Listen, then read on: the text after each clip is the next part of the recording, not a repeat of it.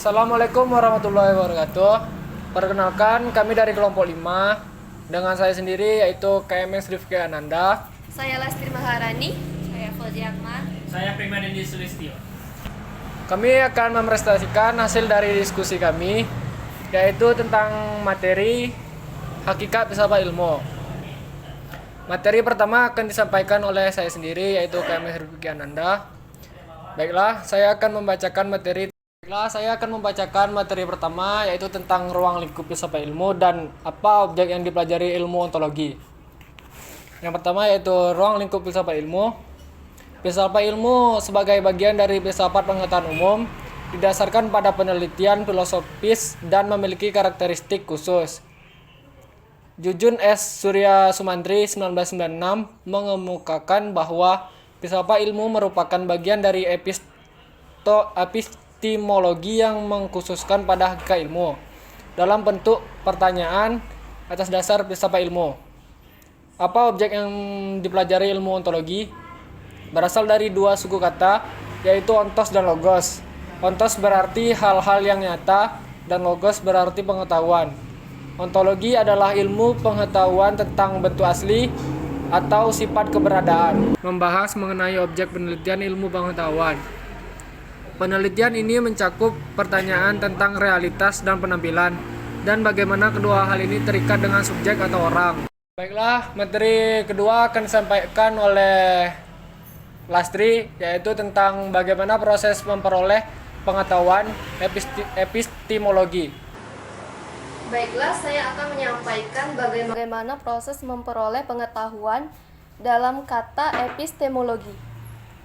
Epistemologi berasal dari bahasa Yunani episteme yang berarti pengetahuan dan logos yang berarti pengetahuan. Menurut arti kata, epistemologi adalah ilmu yang mendalami masalah pengetahuan, hakikat pengetahuan, dan sumber pengetahuan. Contoh epistemologi dalam kehidupan sehari-hari yaitu berhubungan dengan bagaimana kita mendapatkan ilmu pengetahuan, contohnya yaitu kursi. Pertanyaannya adalah bagaimana kita bisa tahu bahwa benda tersebut adalah kursi? Dengan dan berdasarkan hal apa kita bisa memiliki pemikiran dan anggapan bahwa itu benar-benar sebuah kursi? Awal mula tentu kita memiliki pengetahuan dan menangkap keberadaan tentang kursi melalui panca indera kita. Setelah itu mulai dilakukan analisa yang dilakukan akal kita. Akal kemudian mengkategorikannya menjadi sebuah ilmu pengetahuan yang membahas tentang kursi.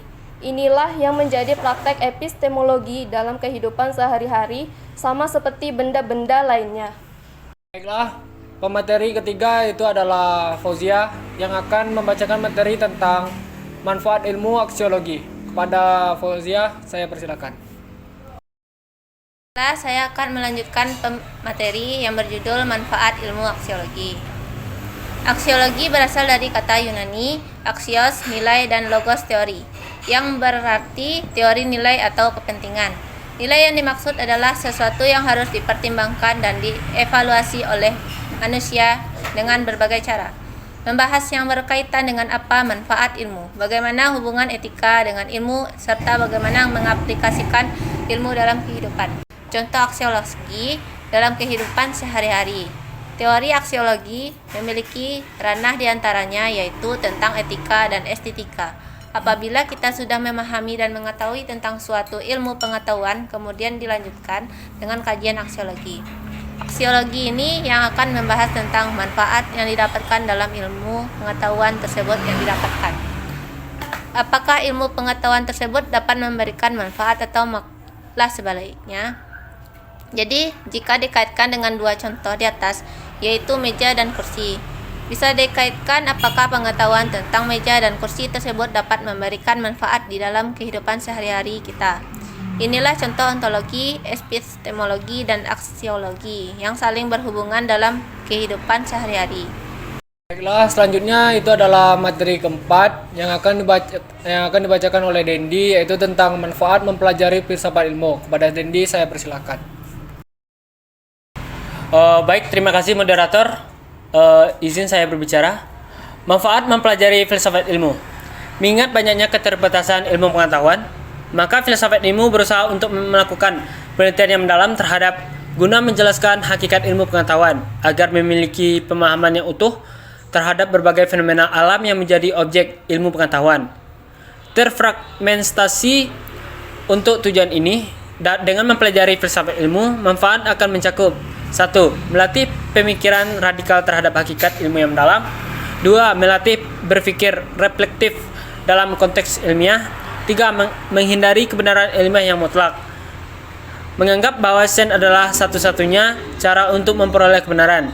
4. Menghindari sifat egoisme ilmiah, yaitu tidak menghargai pendapat di luar bidang keilmuan. Itulah presentasi dari kelompok 5, yaitu tentang hakikat filsafat ilmu. Saya sendiri KMS Rifki Ananda. Saya Lastri Maharani. Saya Fauzi Akmal. Saya Prima Dendi Sulistio. Kami akan mengakhiri presentasi kali ini. Kami ucapkan Wassalamualaikum warahmatullahi wabarakatuh.